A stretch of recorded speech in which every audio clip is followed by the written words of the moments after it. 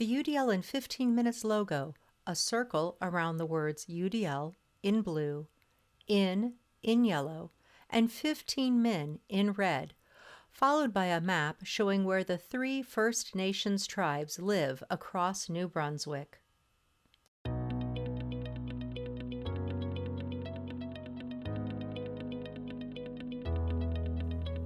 Hello, and welcome to UDL in 15 Minutes, where educators discuss their experiences with UDL.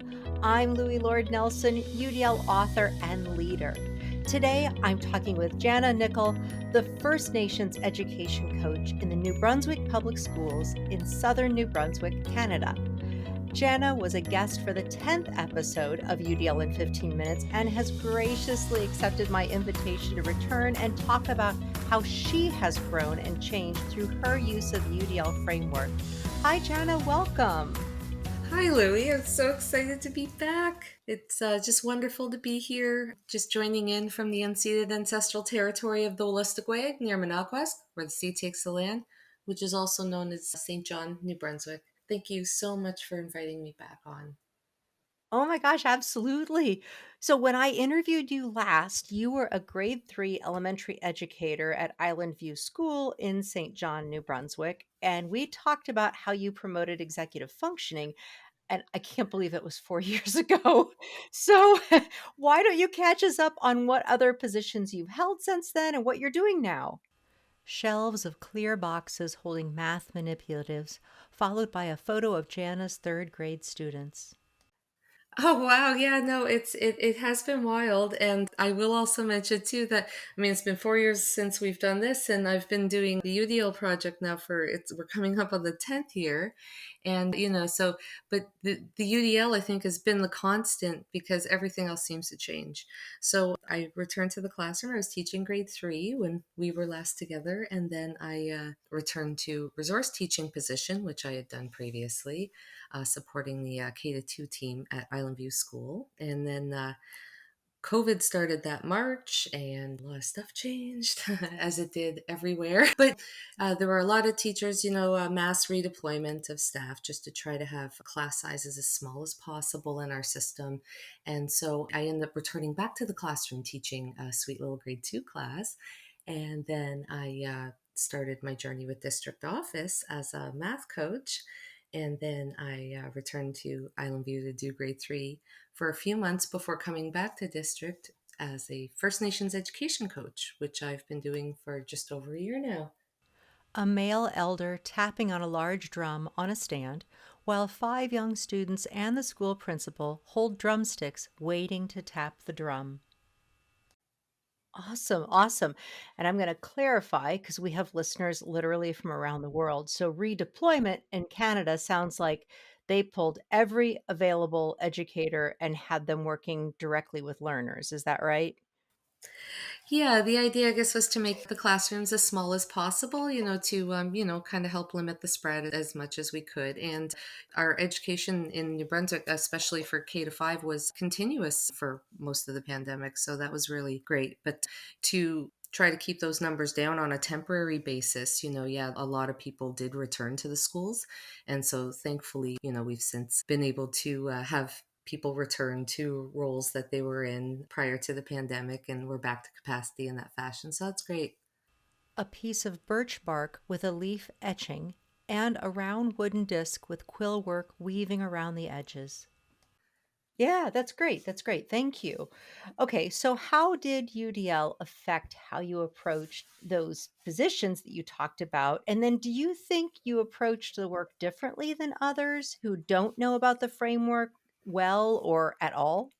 I'd say so. I think UDL influences a lot of how I approach teaching and learning, and regardless of what role I'm in within the public education system. So if I'm supporting students or teachers or even instructional leaders, UDL is always guiding how I'm trying to design a learning experience for anyone, including myself. We're all learners. So I think we try to design those experiences differently for different audiences, but also offering options for everyone.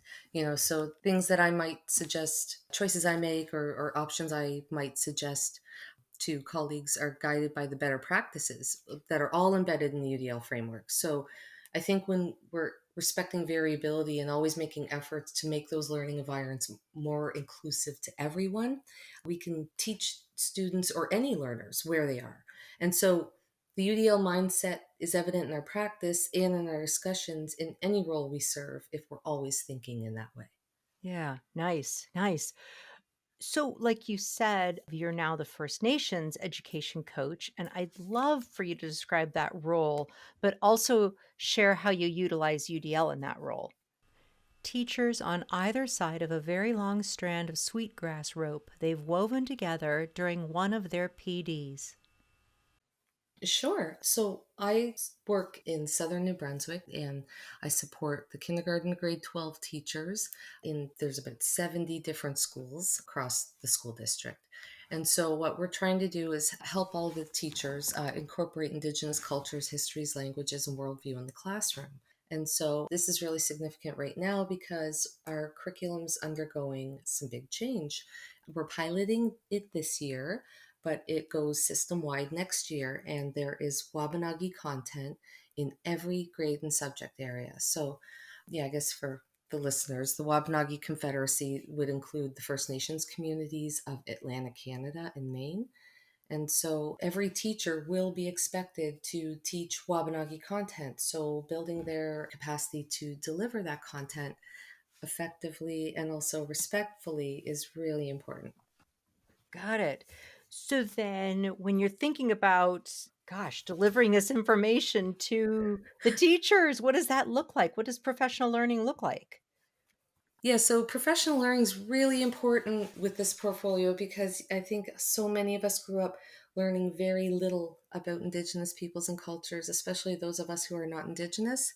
And what little information we were given throughout our education may have promoted stereotypes or misconceptions or fossilized Indigenous peoples in the past. And so I think teachers might lack comfort in teaching this content because they may not feel like they know enough. It's important to consider how we can reduce the barriers for teachers to access this information. So, ways that we can do that is just to help them learn more so they feel more confident in the delivery of Indigenous content in the classroom. You know, it's like we say we know better and do better. And so I think I use UDL a lot in this role when I'm thinking about the delivery of professional learning to teachers. A female elder giving a large dream catcher to a male and a female high school student to thank them for their letters to legislators. Yeah, I was just thinking that that phrase you use, fossilized indigenous peoples in the past, that's so powerful because it's so true. And what I'm connecting it to is like in UDL, we need to help our learners build relevancy, connect with whatever they're learning. And so you're helping educators create their own sense of relevancy with new information to them, or maybe they're shifting, gosh, what they knew. So, how are you helping teachers do that? Well, and I think there's a lot of other factors at play too, because there's like truth and reconciliation is gaining a lot of momentum, and there does seem to be a lot more Indigenous content, like becoming more mainstream, like in social media, and also most importantly, well, I guess as an educator, I'm just wearing my teacher hat right now, is that this is embedded in our curriculum, and well, for the schools who are currently piloting it, and then for next year, so that we have a professional obligation to teach about Indigenous peoples and cultures to all of our students, kindergarten to grade 12, in every single subject area as a part of the calls to action from the National Center for Truth and Reconciliation, because we have to undo some of this. And in order to move forward, we need to get out of the habit of ignoring or misrepresenting Indigenous peoples in the education system. So it's important to learn more so we can more effectively teach this content in our classrooms. A wall covered in letters to legislators under a large banner reading Restore Wallastoke. Yeah. So we had a little bit of pre-conversation, which I really appreciated, and we talked a little bit about the co-planning and co-teaching aspect of your work, and I think that would help listeners like really crystallize it in their brain. Can you talk about that? Sure thing. So, co planning and co teaching is a wonderful way, I think, to help build relationships with the teachers while also helping them learn Indigenous content, because we are curating our resources locally. Like, these aren't things that are widely available to teachers. So, they're things that we make, and we include original languages from the territory. And we do all this in consultation and collaboration with our local Indigenous elders and knowledge keepers. So when we're using these materials, like we could sit in a meeting with the teachers and share the resources or share books or any other materials and ask if there's any questions, kind of get comfortable with the content. And from there, we can also plan how we're going to deliver this content. And so I think that it helps build capacity in delivering an Indigenous content, but also in better teaching practices grounded in the UDL framework. So, through gradual release model, I might begin by modeling how myself, a non Indigenous educator, would teach about Indigenous cultures, worldview, histories, and languages.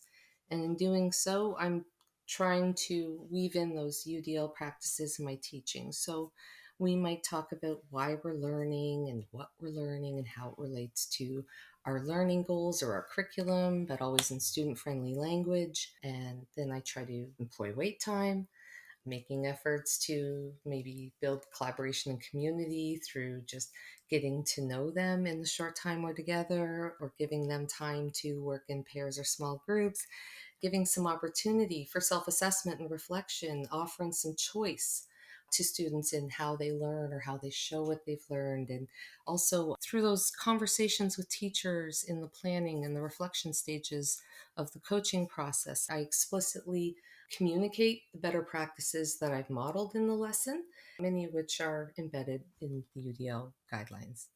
Young children sitting on benches with individual drums and facing an elder who is teaching them rhythms. That's great. Thank you. Okay, I have one last question of someone like you, because you've been within the UDL sphere for so long. And there are a lot of people who are learning about UDL for the first time, but there are also a lot of people who have known about UDL for a long time and they might think they're done. Like they think they know everything there is to know about it. So, do you feel like you're done? And if not, what experiences have you had that have told you something else? A male elder holding a large handheld drum in front of a table with a variety of objects used to create rhythm and song. I think so much has changed with UDL and continues to change. I first started learning about it when I was doing my master's degree in 2010, and there's a lot of developments. The guidelines evolve and change. I think there's a big overhaul coming out later this year, and I'm really excited to see what that's going to look like. And then I think that's going to be an opportunity for everyone to kind of like try to relearn some aspects of UDL. We'll all be learning it together, no matter where we may consider ourselves on this journey. But I think UDL is more of a mindset, and it's a commitment to challenge ourselves, to elevate our practice, to help us teach students where they are by considering those barriers to learning and working to remove those barriers altogether. And I just don't see how we can ever really be finished doing that, just because there's so many different challenges that we face as classroom teachers and as learners. Jana Nicol, a white woman with short blonde hair, followed by video captures of the UDLapproach.com, followed by the UDL in 15 minutes logo. Yeah, I totally agree. I totally agree. Well, Jana, I thank you so much for giving your time and coming back onto the podcast. Thank you for your valuable, valuable work and for sharing not just universal design for learning, but all of your background knowledge that comes into your work and helping, I think, create a much better system for New Brunswick and for the rest of us who are listening to this podcast. So thank you so much. Oh, thanks so much for inviting me back. It's been such a pleasure. You're welcome. So, for those listening to this podcast, you can find supplemental materials like an image montage with closed captioning, that montage with audio descriptions, a transcript, and an associated blog at my website, which is the udlapproach.com/podcasts. And finally, if you have a story to share about UDL implementation for UDL in 15 minutes, You can contact me through the udlapproach.com. And thanks to everyone for your work in revolutionizing education through UDL and making it our goal to develop expert learners.